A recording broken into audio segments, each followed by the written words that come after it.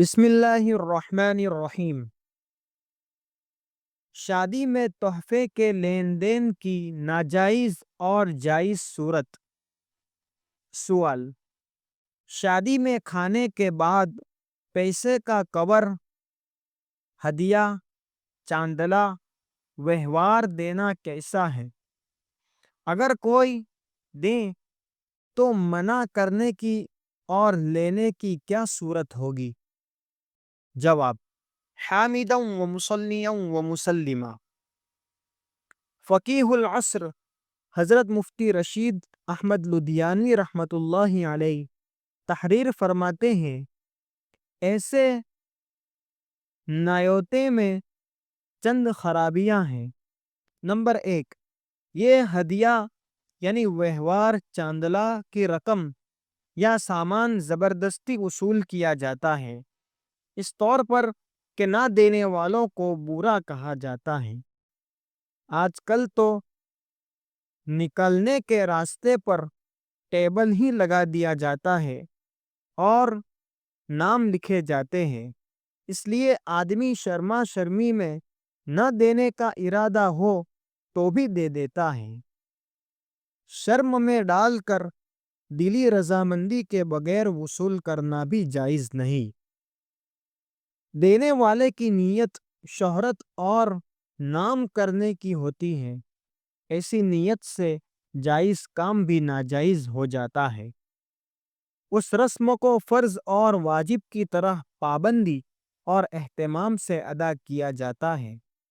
حیثیت یا ارادہ نہ ہو تو بھی قرض لے کر دیتے ہیں، حالانکہ اس قسم کی پابندی اور ضروری سمجھنے سے جائز اور مستحب کام کو بھی چھوڑ دینا واجب ہو جاتا ہے۔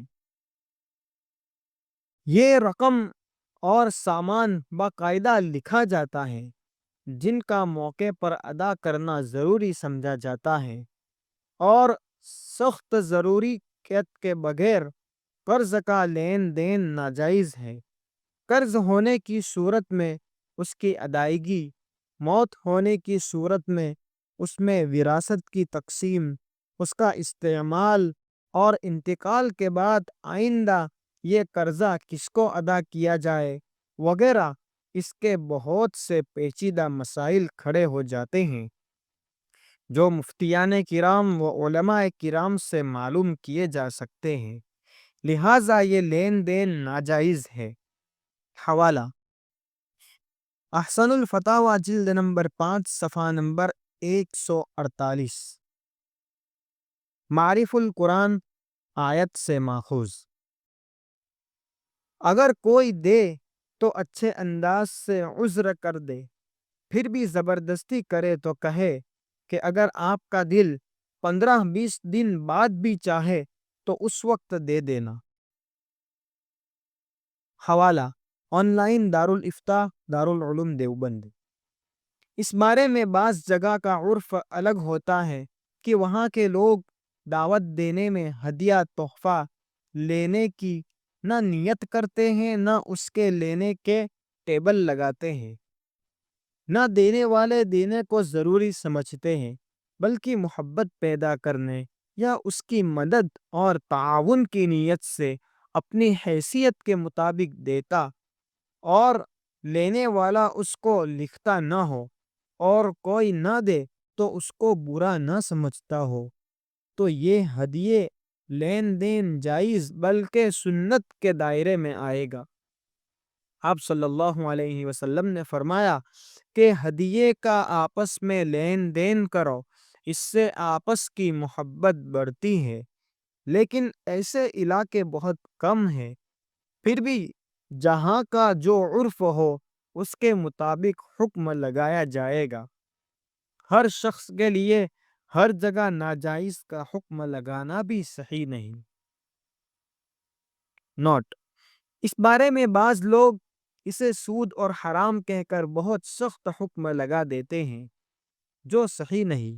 مثلا بعض لوگ اس نیت سے دیتے ہیں کہ میرے وہاں تقریب ہوگی تو یہ اس سے زیادہ دے گا، اور بعض لوگ جتنا اس نے دیا تھا اس سے زیادہ دینا ضروری یا بہتر سمجھتے ہیں تو ایسی نیت سے لین دین کرنا صورتاً سود ہے، لیکن حقیقتاً سود نہیں، کیونکہ اس میں لینے دینے سے پہلے زیادتی کی شرط نہیں ہوتی، اس لیے اسے حلال سود کہا گیا ہے۔ ابن عباس رضی اللہ عنہ کی روایت کے مطابق ایسے لین دین سے نہ ثواب ملے گا نہ گناہ۔ حوالہ: احکام القرآن، جساس رازی، سورہ روم، آیت نمبر 39۔ واللہ اعلم بالصواب۔ مفتی عمران اسماعیل میمن حنفی، استاد دارالعلوم رامپورہ، سورت، گجرات، انڈیا۔ اس جیسے مسائل کو حاصل کرنے کے لیے ہمارے اس چینل کو سبسکرائب کریں اور زیادہ سے زیادہ لوگوں کو شیئر کریں۔ السلام علیکم ورحمۃ اللہ وبرکاتہ۔